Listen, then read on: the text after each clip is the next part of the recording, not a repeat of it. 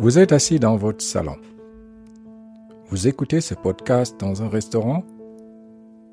Vous pensez peut-être que vous êtes immobile? Eh bien, non.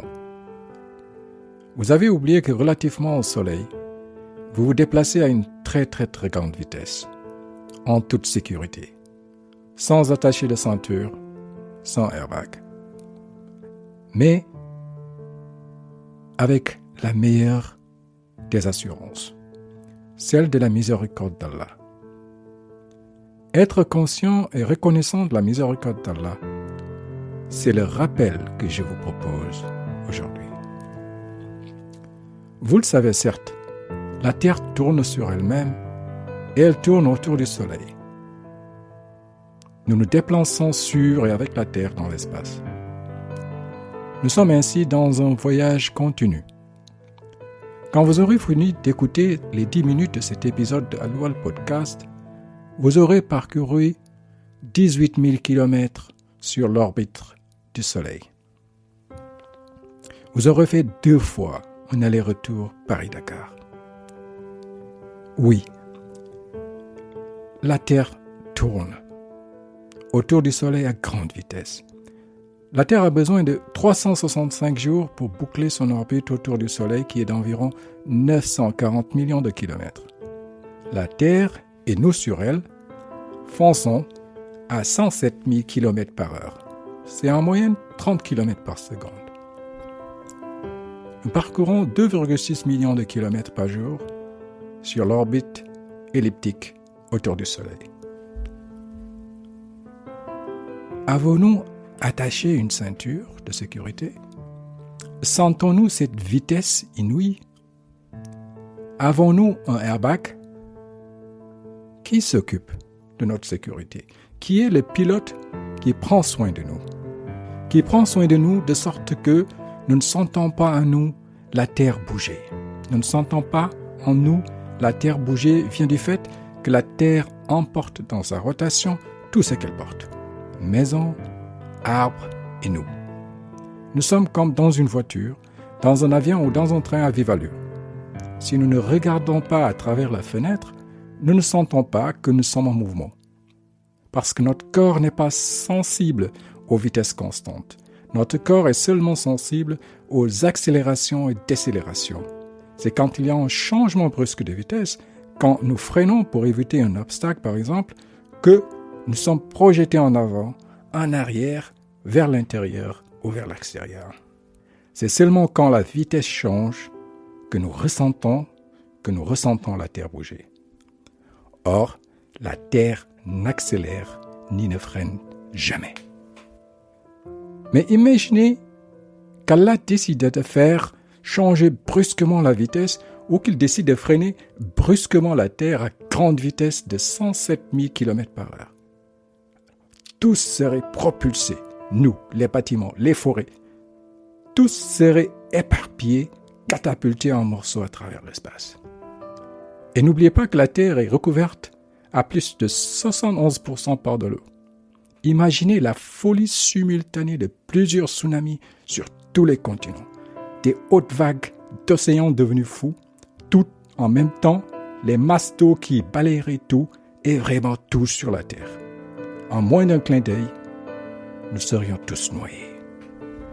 Voyez aussi la distance entre notre Terre et le Soleil, qui est de 150 millions de kilomètres.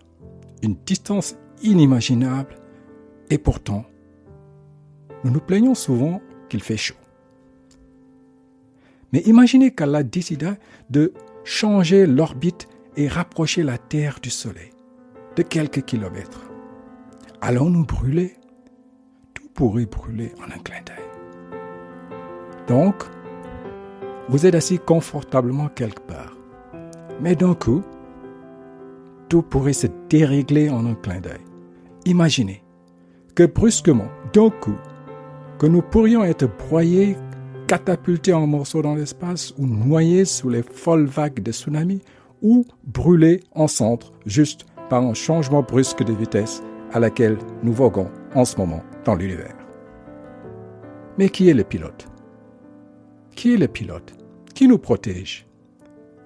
qui s'occupe de nous avec compassion, avec tendresse et pitié, qui est celui qui contrôle que tout soit en équilibre dans l'univers, qui fait que tout reste minutieusement réglé pour nous, sans que nous n'y rendions compte.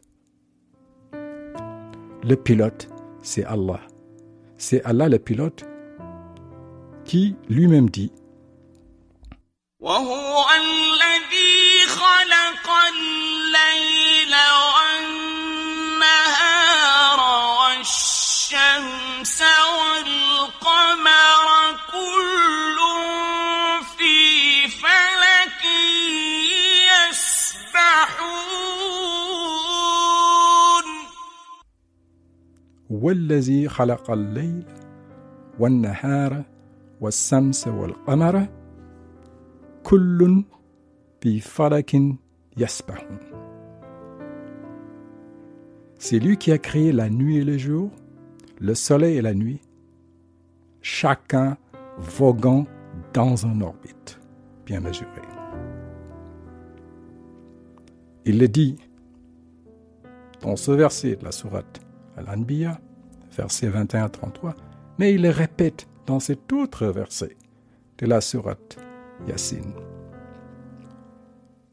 لا الشمس ينبغي لها أن تدرك القمر ولا الليل سابق النهار وكل في فلك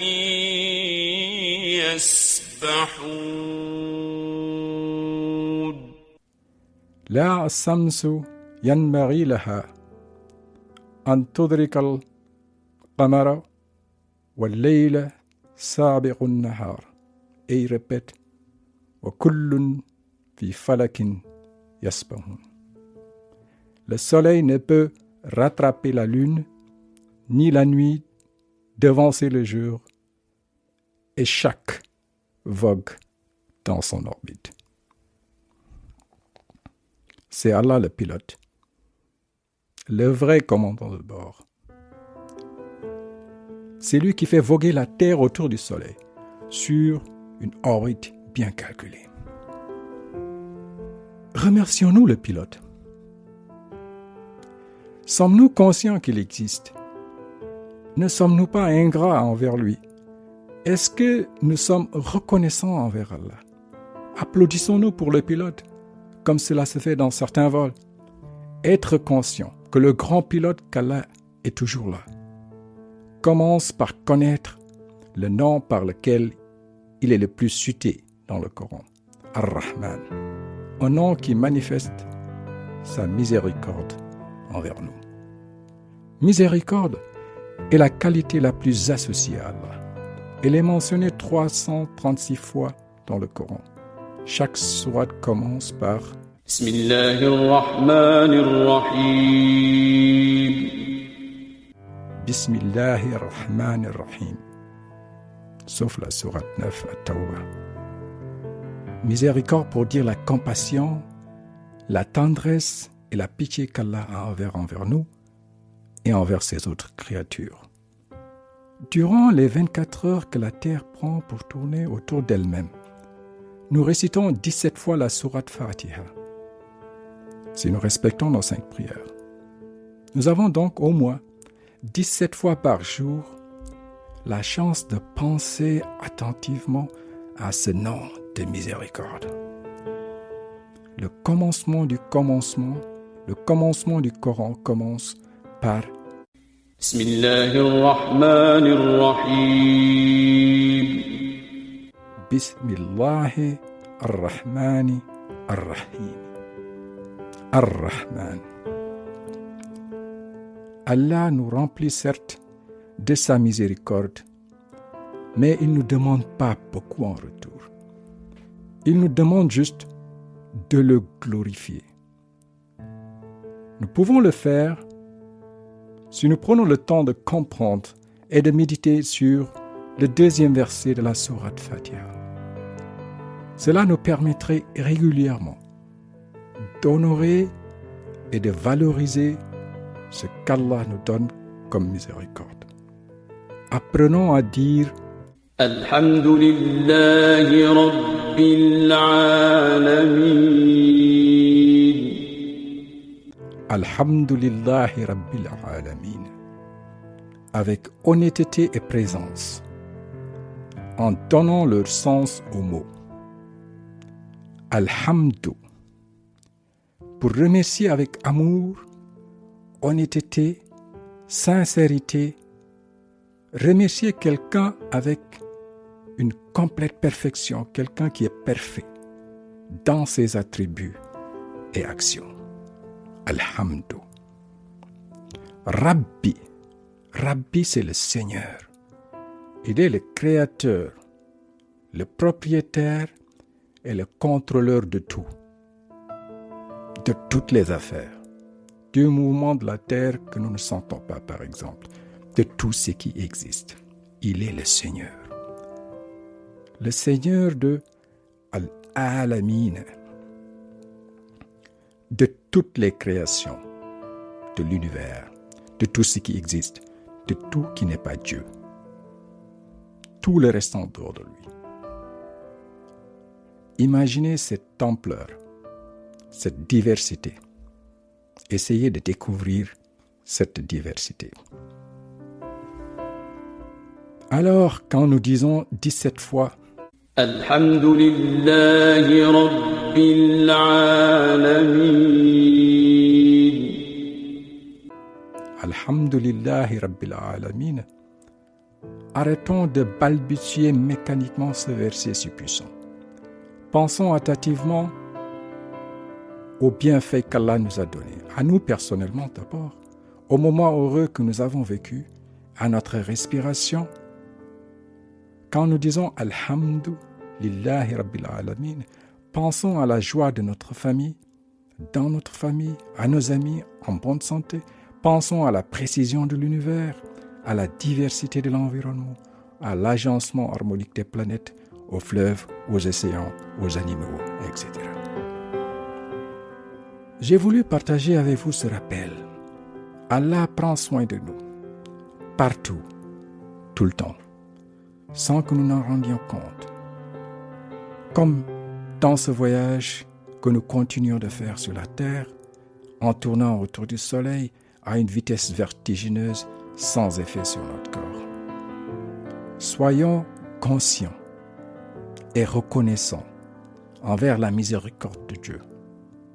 D'abord, en cultivant l'observation, observer, être alerte sur les formes, les couleurs, la diversité de la nature. Donner son temps à observer. Quand nous avons une mangue, j'aime bien les mangues, sentons-la, regardons la couleur, la tonalité de la couleur, la consistance, le goût, la forme, la différence avec les autres mangues. Pensons au manguier, à l'arbre. Imaginons la mangue verte qui se balance sur l'arbre. Pensons à l'arbre quand il perd ses feuilles. Cantons à l'arbre quand il refleurit. En observant profondément notre monde, nous emmagasinons assez d'exemples qui constituent un réservoir de bienfaits et de merveilles d'Allah. Un réservoir dans lequel nous pouvons puiser quand nous pensons l'univers. Al-Alamin. Alhamdulillahi Rabbil Alamin. Cela rendra notre prière plus honnête, plus intense parce que connectée à un vécu réel. En cultivant le sens de l'observation attentive, nous consacrons notre temps à magnifier la création. Alors, soyons conscients et reconnaissants envers la miséricorde de Dieu en lui montrant notre gratitude. À Dieu seul appartient notre gratitude. Apprenons à dire Alhamdulillahi Rabbil Alamin.